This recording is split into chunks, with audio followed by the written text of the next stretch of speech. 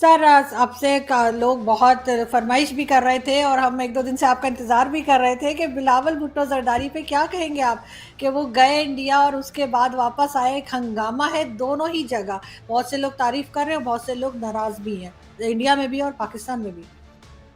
देखिए आरजू, मेरे ख्याल में अगर आज मुझसे आप ये पूछें तो वजीर आजम बिलावल भुट्टो हैं, लेकिन वहां पे जाके कोई बात करना उनके पे ग्रेड से ज्यादा था। वो आपको पता ही है कि पाकिस्तान जो है आज भी हम्म। एजेंसियां चलाती हैं। ये तो इनके तो बेचारों के देखे ना, अगर चलाने वाले होते तो वो जो मुगल शहजादा है वो लंदन जाता है इस कड़े हालात में, क्योंकि चीजें उनके कंट्रोल में ही नहीं। दूसरा मैं ये कहना चाहूंगा कि एक बात है, हालांकि मैं कई इमरान रियाज की बातों से डिसएग्री करता हूं, लेकिन उन्होंने अगले दिन अरशद शरीफ के लिए जो प्रेस क्लब के अंदर जो इवेंट था उसमें उन्होंने कहा सियासतदानों को ब्लेम ना किया करो, ये तो खुद मजलूम है, ये आपको ना मारने की सलाहियत रखते हैं ना मार सकते हैं। फिर आज एक जर्नलिस्ट ने कहा हाँ कर कुछ नहीं सकते लेकिन सहूलतकार बनते हैं। लेकिन मुझसे अगर पूछें आरजू तो दो वजूहात बताऊंगा कि बिलावल भुट्टो साहब, एक तो उनके पे ग्रेड से ज्यादा था, अगर वो कुछ भी नहीं कर सकते थे, वो डिक्टेशन लेकर गए थे यहां से। लेकिन मैं समझता हूं कि डिक्टेशन देने वालों को भी चाहिए था कि बेहतरी की तरफ जाए।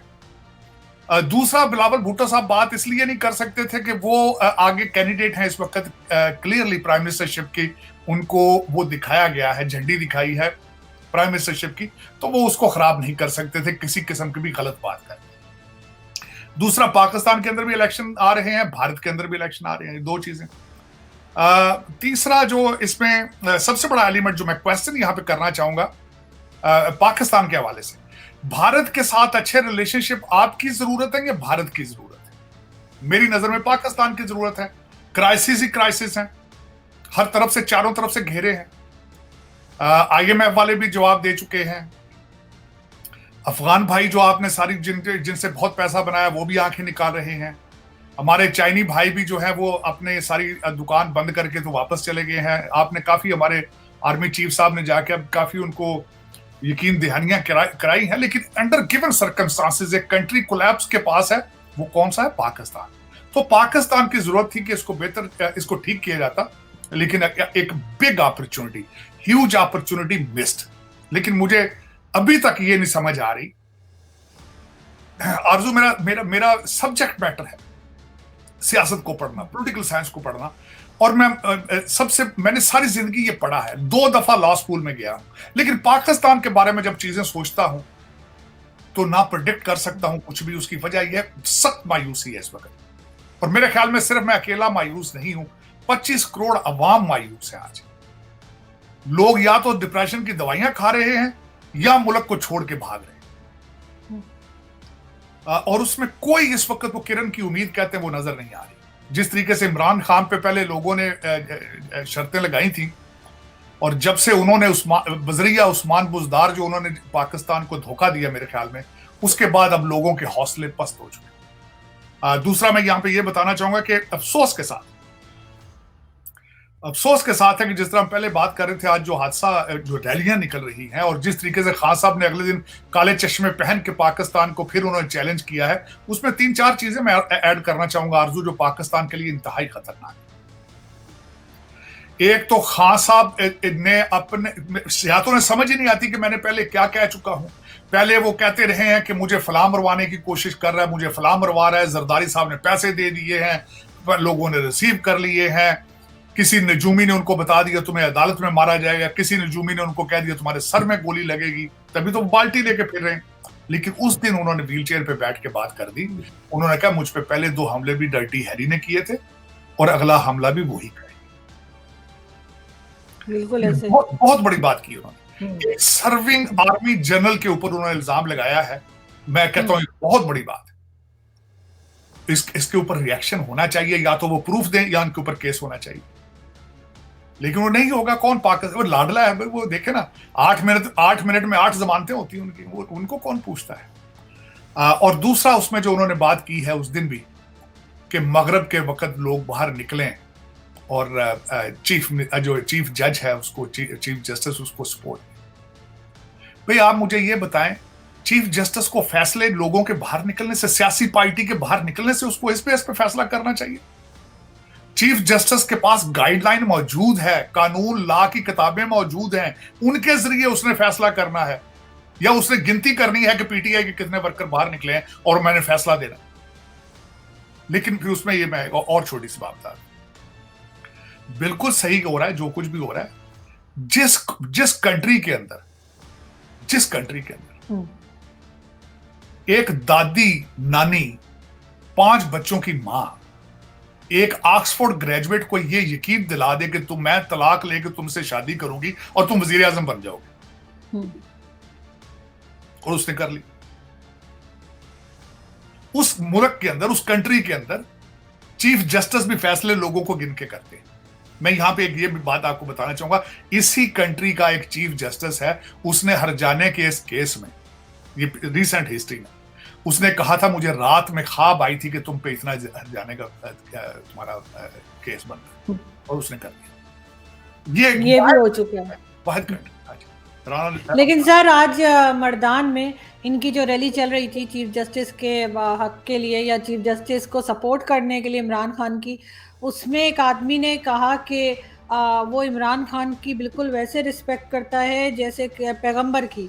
उसके ऊपर मजमे ने उसको मार डाला, स्टेज से उतारा। वो स्टेज पे शायद उसने बात की माइक पे, उसको उतारा, डंडे, जूते, भूसे, लाते मार मार के जान से मार दिया।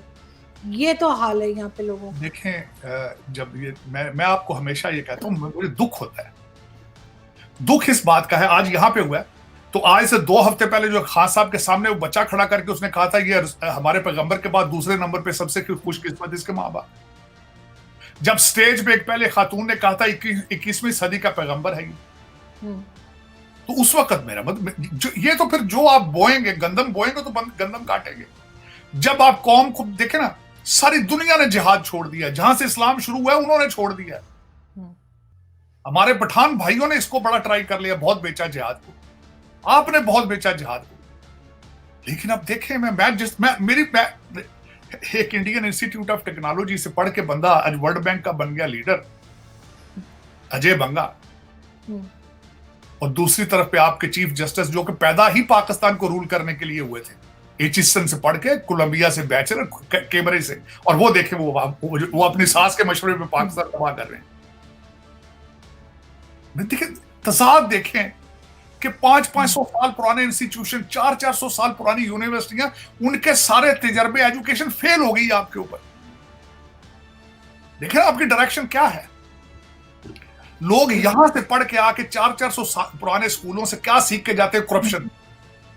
क्या सीख के जा रहे हैं? Money laundering. क्या सीख के जा रहे हैं? अपनी मादरे मिल्लत के कपड़े फाड़ने। और भारत इंडियन इंस्टीट्यूट से लोग पढ़ के आके आज वर्ल्ड बैंक का वो अजय बंगा, वो उसका बिल्कुल, हाँ। लेकिन यहाँ पे सर कुछ ऐसा नहीं दिखाई दे रहा सर। उल्टा लोग ये भी कह रहे हैं कि बिलावल भुट्टो जरदारी की वापसी के बाद जो है, बहुत से लोगों का कहना है, मुझे नहीं पता कहाँ तक सही है, कि इंडिया के साथ टर्म्स मजीद खराब हो गए।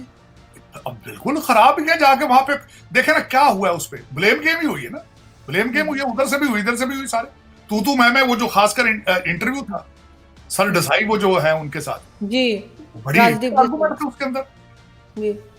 उधर से उन्होंने कहा कि जब भी हमारे वाजपेयी गए हैं तो हमें वहां पठानकोट मिला, जब मोदी साहब गए कारगिल मिला, इन्होंने कहा जी हमें कलपोषण यादव मिला, और हमें उसके बाद समझौता एक्सप्रेस का वो, तो दोनों तरफ से ब्लेम गेम है सारी, और कुछ भी नहीं। यहाँ उतरते गए हैं तो बड़ी हीटेड उन्होंने प्रेस कॉन्फ्रेंस कर दी। वो एक जर्नलिस्ट ने सवाल किया कि ये आप जिस मुल्क में गए थे वहां पे आपके तो सर की कीमत है। इस तरह के सवालात के जवाब बात, और बल्कि लेकिन मेरा जो है आरजू, मैंने आज एक ट्वीट भी किया, देखिए इस ब्लेम गेम, इधर से उधर, उधर से इधर, इससे आप आगे नहीं बढ़ सकते, इससे आप आगे नहीं बढ़ सकते। ये फैसला करना होगा, जो भी पाकिस्तान के फैसले आज कर रहा है उसको फैसला करना होगा, आपका फायदा है कि आपका नुकसान है भारत के साथ रिलेशनशिप, ये सोचना पड़ेगा। और वो आज नहीं तो कल आपको ये करना होगा, फैसला करना होगा कि किसी ना किसी तरीके से आपको टर्म्स पे आना होगा। मेरे ख्याल में इसके बगैर you don't have any choice. आज कर लो या थोड़े नुकसान के बाद कर लो, लेकिन सर देखिए कश्मीर में जिस तरह के अटैक्स हो रहे हैं, जिसमें बिलावल भुट्टो वहां मौजूद थे, वो भी था। और अगर आपको याद हो, मैंने आपसे लास्ट टाइम कहा था कि ये जैश के लोग यहाँ पर एक्टिव हो गए, जो बताया जा रहा है केपीके में, और लग यही रहा है कि कश्मीर और दूसरी जगहों पे जो है वो इस किस्म के अटैक्स हो सकते हैं, तो नहीं वही नजर आ देखें रहा है। आरजू, वो तो देखें, वो तो पहले ही कारोबार चल रहा है ना। यहाँ पे 262 अटैक आप पे हुए पिछले साल में टेररिस्ट पाकिस्तान के अंदर।